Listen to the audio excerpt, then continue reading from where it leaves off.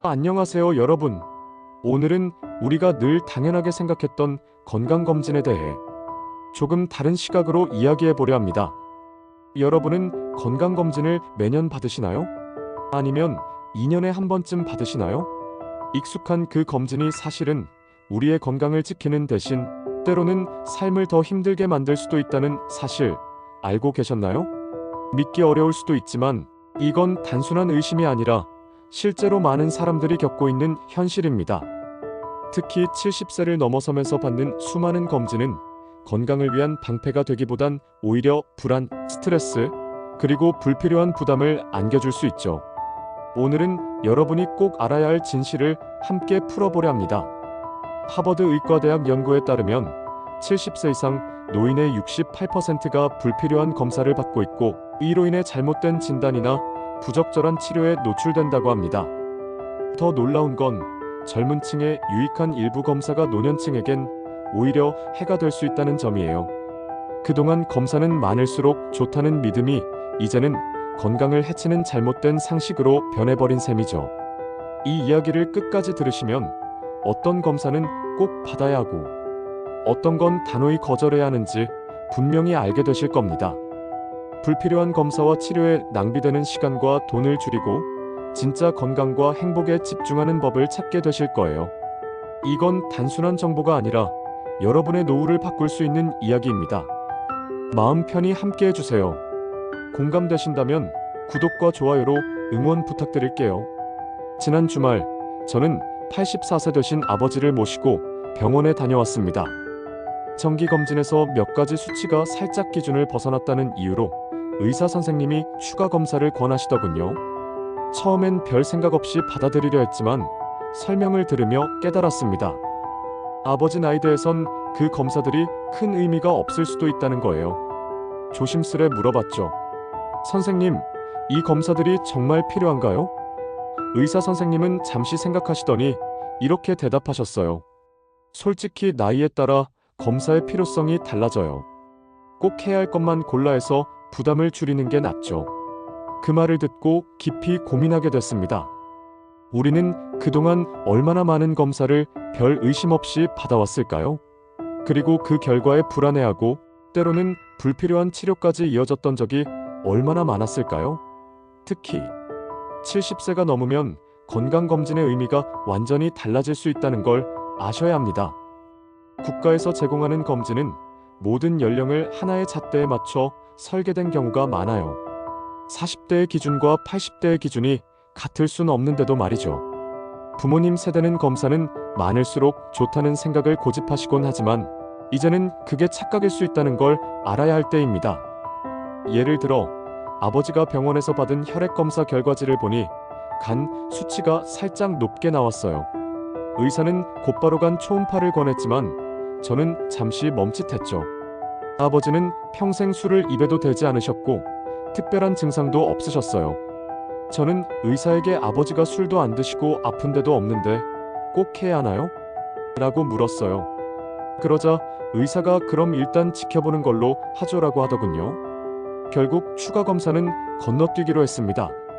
나중에 알고 보니 노년층에선 간 수치가 약간 변동하는 건 흔한 일이고 꼭 병으로 이어지지 않는다고 하더군요. 그때 깨달았어요. 우리가 당연하게 받아들이던 검사들이 모두 필요한 건 아니라는 걸요. 아버지도 굳이 아픈 데도 없는데 병원에서 시간 낭비할 필요 없지라며 웃으셨어요. 그 웃음에서 오히려 건강을 느꼈죠. 제 친구 민수 씨 이야기를 들려드릴게요. 민수 씨는 75세에 종합검진을 받았는데 폐에서 아주 작은 그림자가 발견됐어요. 의사는 혹시 모르니 정밀 검사를 하자고 했고 이후 6개월 동안 반복되는 검사와 불안 속에서 정말 힘들어했죠. CT를 찍고 조직 검사를 하고 결과를 기다리는 날들이 이어졌어요. 민수 씨는 매일 밤 잠을 이루지 못했고 가족들에게도 혹시 큰 병이면 어쩌나라는 말만 반복했어요. 저는 그때마다 너무 걱정하지 말라고 위로했지만 사실 저도 덩달아 불안했어요. 하루는 민수 씨가 저를 찾아와 이러다 정말 아프기 전에 마음이 먼저 무너질 것 같아라고 하소연했어요. 그 눈빛이 얼마나 힘들어 보였는지 아직도 잊히지 않아요. 결국 문제없다는 결과를 받았지만 그는 이렇게 말했어요. 그 6개월 동안 매일 밤 죽음만 생각했어. 결국 아무것도 아니었다고 하더라. 이 경험을 들으며 가슴이 아팠어요. 불필요한 검진이 몸보다 마음을 먼저 병들게 할 수 있다는 걸 뼈저리게 느꼈죠.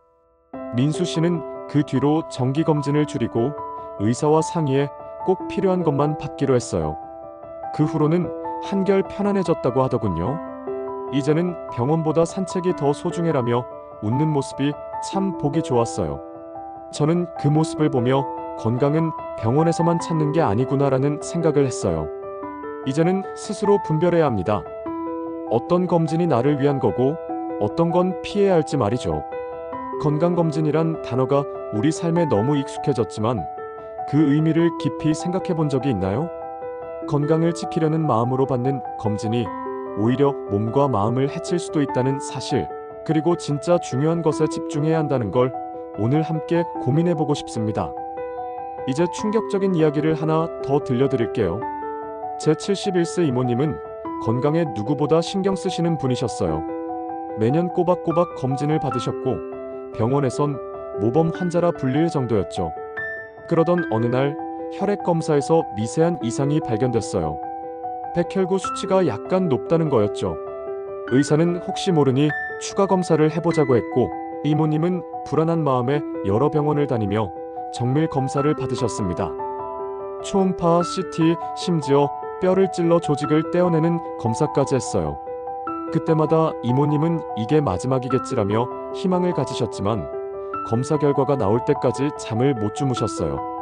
저는 이모님 집에 들을 때마다 괜찮으실 거예요 라고 위로했지만 이모님의 떨리는 손을 보니 저도 마음이 무거웠어요. 결과는 큰 문제는 없었어요. 그냥 일시적인 염증 반응이었다고 하더군요. 하지만 그 과정에서 문제가 생겼습니다. 조직 검사 후 상처 부위에 감염이 생겼고 이를 치료하기 위해 강한 항생제를 썼어요. 그런데 그 항생제 때문에 이모님은 소화불량에 시달리셨고 몇 달 동안 제대로 먹지도 못하셨어요. 밥을 먹으면 속이 더부룩하고 밤마다 배고프다고 하시면서도 음식을 삼키기 힘들어 하셨어요. 결국 몸무게가 5kg이나 빠졌고 기력도 떨어졌죠. 이모님이 하신 말씀이 아직도 가슴에 남아 있습니다. 검사 때문에 더 아팠어. 이게 뭐야 싶더라. 저는 그 말을 듣고 할 말을 잃었어요. 건강을 챙기려던 일이 오히려 건강을 해친 셈이었으니까요. 이모님은 그 뒤로 병원 말만 믿지 말고 내가 알아봐야겠다라며 건강 관련 책을 읽기 시작하셨어요. 하루는 이모님이 이제야 내 몸을 내가 챙기는 법을 배운 것 같아라고 하시며 웃으셨어요. 그 변화가 저에게도 큰 깨달음을 줬죠. 의학계에선 이런 현상을 과잉진단과 과잉치료라고 부릅니다. 특히 나이 들수록 이런 위험이 커져요. 왜냐고요? 첫째, 나이에 따라 신체 기준이 달라지니까요. 노화는 자연스러운 변화인데 젊은 층 기준에 맞춰 노인을 비정상으로 만들곤 하죠. 예를 들어 70세 이상에서 약간 높은 콜레스테롤이 오히려 건강에 좋다는 연구도 있어요. 한 연구에선 75세 이상 노인 중 콜레스테롤 수치가 높은 사람이 더 오래 산다고 하더군요. 그런데도 우리는 약을 처방받고 수치를 낮추려 애쓰죠. 저희 외삼촌도 78세에 콜레스테롤 약을 먹었는데 약을 끊고 나서 오히려 기운이 더 좋아지셨어요. 약 먹느니 고기 한 점 더 먹는 게 낫다는 농담이 기억에 남아요. 둘째, 검사 자체의 위험성 때문이에요. 대장 내시경 같은 건 나이 들수록 합병증 위험이 높아져요. 80대 노인은 40대보다 장 천공 위험이 4배나 높다고 합니다. 저희 이웃 할머니도 82세에 대장 내시경을 받으셨는데 검사 후 배가 아프다고 며칠을 고생하셨어요. 결국 응급실에 갔더니 장에 미세한 손상이 있었다고 하더군요. 다행히 큰 문제로 이어지진 않았지만 그 뒤로 할머니는 다시는 안 할 거야 라고 단호히 말씀하셨어요. 저는 그때마다 조금만 더 참고 받으시면 어떨까요? 라고 말하려다 입을 다물었어요. 할머니의 단호한 눈빛이 제 생각을 바꿨죠. 셋째, 약물 부작용이에요. 제 어머니도 콜레스테롤 약 때문에 근육통에 시달리셨다가 약을 끊고 나서야 나아지셨어요. 어머니는 76세에 검진해서 콜레스테롤 수치가 살짝 높다는 이유로 약을 처방받으셨죠. 처음엔 별 문제 없었는데 한 달쯤 지나니 다리가 무겁고 계단을 오를 때마다 아프다고 하셨어요. 하루는 어머니가 다리가 쑤셔서 잠도 못 잤다고 하시며 눈물을 보이셨어요. 저는 그 모습을 보고 마음이 너무 아파 의사에게 달려갔죠. 알고 보니 약 부작용이었어요. 의사와 상의해 약을 끊고 식단만 조금 조절했더니 증상이 사라졌고 지금은 더 건강해지셨어요. 어머니는 약이 꼭 답은 아니더라라며 웃으셨어요. 그 웃음이 저에게 큰 위로가 됐죠. 넷째, 경제적 부담도 무시할 수 없죠. 추가 검사 약과 병원 방문 비용이 쌓이면 꽤 큰 돈이 나가요. 제 친구 중 한 명은 1년 동안 계획했던 가족여행 자금을 모두 검사비로 썼다고 한탄했어요. 건강을 챙기려다 오히려 삶의 여유를 잃었어라는 말이 참 씁쓸했죠. 그 친구는 결국 검진을 줄이고 여행을 다시 계획하며 삶의 균형을 찾았다고 하더군요. 하루는 그 친구가 여행 가서 웃는 게 더 건강에 좋더라라고 말했는데 그 말이 참 진리 같았어요. 마지막으로 심리적 스트레스예요. 검사 결과를 기다리는 불안, 수치가 조금이라도 벗어나면 느끼는 두려움, 혹시 큰 병일까 걱정하는 긴장감이 우리를 지치게 합니다. 저희 사촌 형도 73세에 심장 CT를 받았는데 결과가 나오기까지 2주 동안 밥맛도 잃고 잠도 못 주무셨어요. 가슴이 두근거릴 때마다 심장이 멈추는 줄 알았다고 하시더군요. 저는 그때마다 전화로 괜찮으실 거예요 라고 달랬지만 목소리가 떨리는 걸 감출 수 없었어요. 결국 정상이라는 결과를 받았지만 그 과정에서 받은 스트레스가 더 큰 병을 만든 것 같다고 하셨어요. 저는 그때 건강을 위한 일이 오히려 건강을 해칠 수 있구나라는 생각을 처음 했어요. 그렇다면 70대 이후엔 어떤 검사가 필요할까요? 모든 검사를 피하라는 게 아닙니다. 필요한 것만 골라받는 게 중요하죠. 제가 추천하는 5가지를 소개할게요. 첫째, 혈압 측정이에요. 고혈압은 조용히 다가와 심장마비나 뇌졸중 같은 큰 병을 일으킬 수 있어요. 저는 매일 아침 아버지 혈압을 재드립니다. 처음엔 귀찮다고 하셨지만 이제는 숫자 보면 하루가 시작되라며 좋아하세요. 아버지는 84세인데도 혈압이 잘 관리되고 있어요. 하루는 아버지가 혈압이 안정적이니까 마음도 편하다고 하셨는데 그 말이 참 따뜻하게 들렸어요. 둘째, 당뇨 검사예요. 당뇨는 합병증을 일으키기 쉬운데 조기 발견하면 생활 습관으로 조절할 수 있어요. 이웃정 할아버지는 74세에 당뇨 진단을 받고 매일 아침 30분씩 걷기를 시작하셨어요. 1년 뒤엔 약 없이도 혈당이 정상으로 돌아왔고 걷기가 내 인생을 바꿨다고 하시더군요. 저는 그분을 뵐 때마다 건강은 결국 내 손에 달렸다는 생각을 하게 돼요. 셋째, 골밀도 검사예요. 특히 여성분들은 골다공증 위험이 높아지죠. 어머니는 66세에 진단받고 칼슘과 비타민 D를 챙기셨어요. 지금 77세인데도 계단을 잘 오르내리세요. 꾸준함이 큰 힘이 됐죠. 하루는 어머니가 뼈가 튼튼하니 마음도 든든하다고 하셨는데 그 말이 저에게 큰 힘이 됐어요. 넷째, 청력과 시력 검사예요.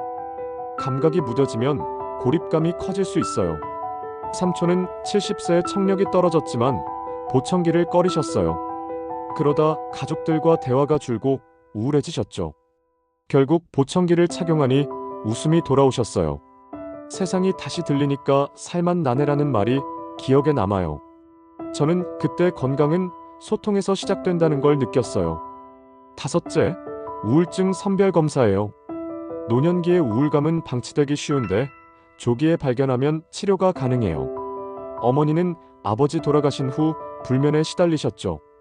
우울증 검사를 받고 상담과 약을 병행하니 눈빛이 맑아지셨어요. 치료받고 나니 세상이 다시 색을 입더라라는 말씀에 저도 울컥했어요.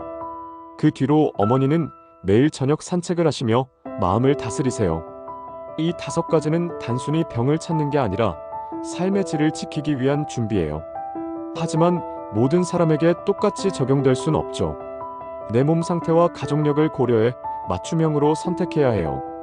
예를 들어 저희 집안엔 심장병 내력이 있어서 저는 심장 검사를 챙기지만 암 검사는 의사와 상의해 줄였어요.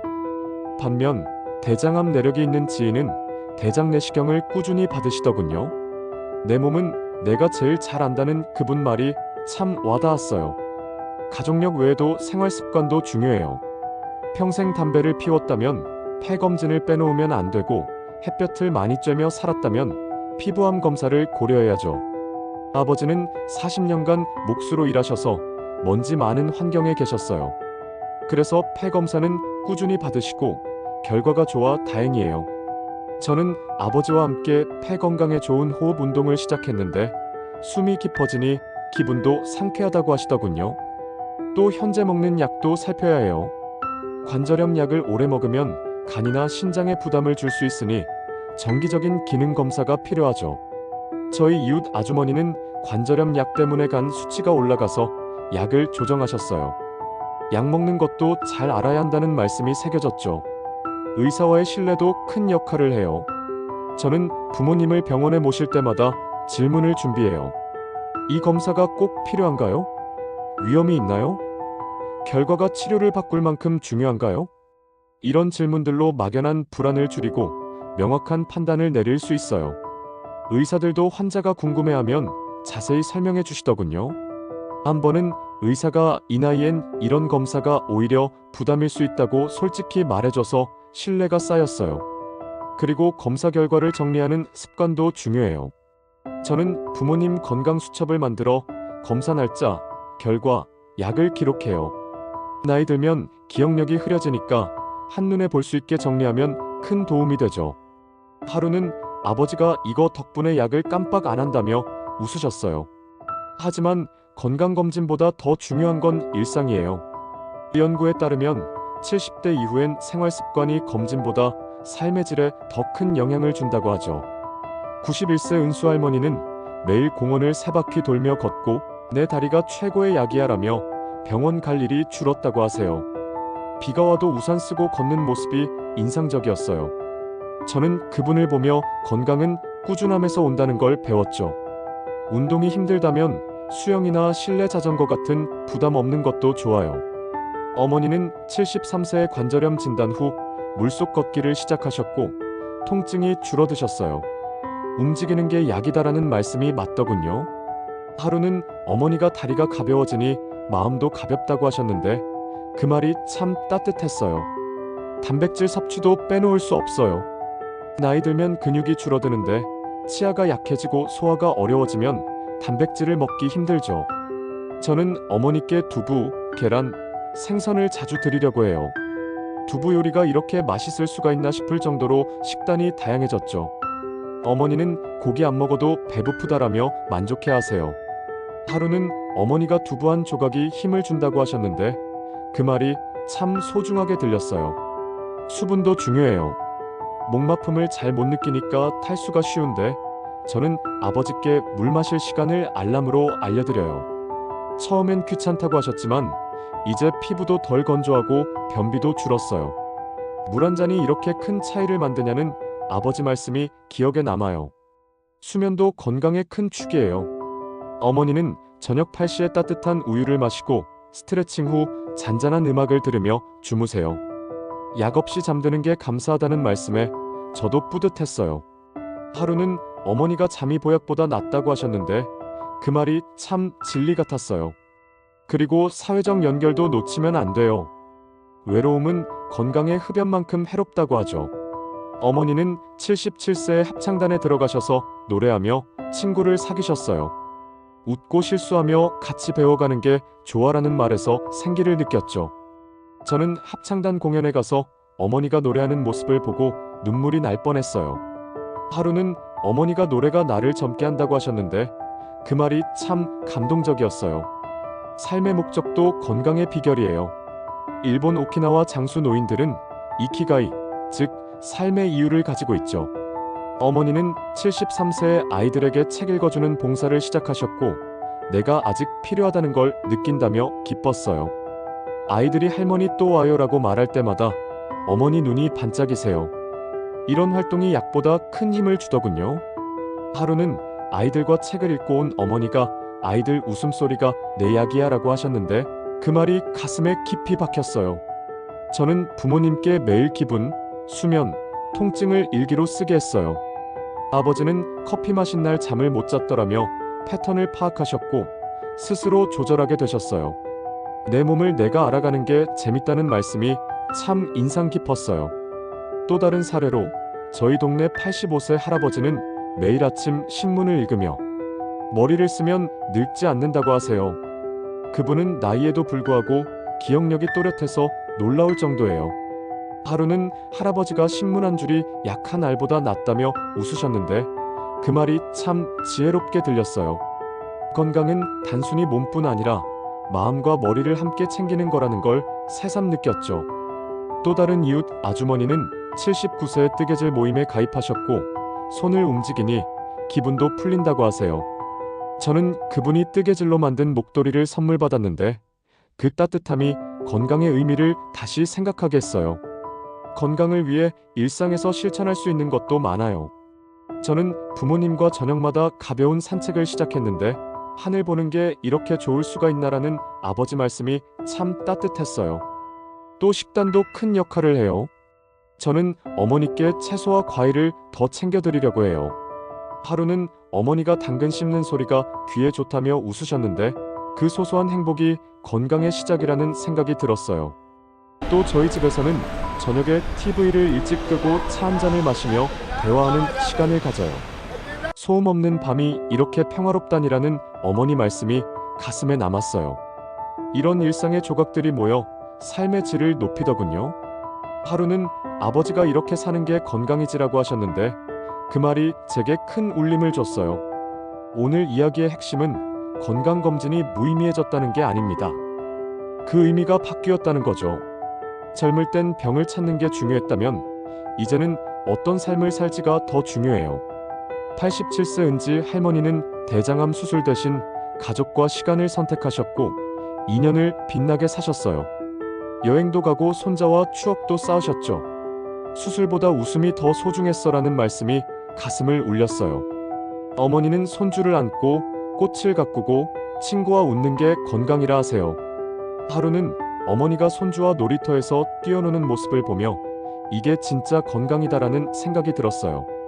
여러분도 불필요한 검사에 에너지를 쏟기보다 소중한 것에 집중하는 지혜를 찾으시길 바랍니다. 건강은 숫자가 아니라 삶 속에 있으니까요. 오늘 이야기가 도움이 되셨다면 구독과 좋아요 부탁드릴게요. 다음에 또 만나요.